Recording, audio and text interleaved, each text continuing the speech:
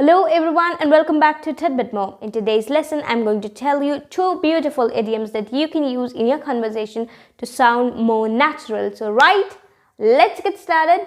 Idiom number one is variety is the spice of life. Variety is the spice of life. This idiom means that new and different experiences makes the life more interesting and enjoyable. For example, whenever you want to go out for a dinner or lunch, you should choose a different restaurant because variety is the spice of life.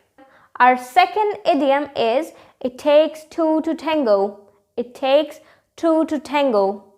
Tango is a dance form from Argentina and it requires two people to dance. So this expression means that if there has been some kind of unpleasant situation in which two people are involved, they both are to be blamed. For example, she fully blames Sarah for the fight, but anyways, it takes two to tango. Right, that's it for today's lesson and I think I should end the video here.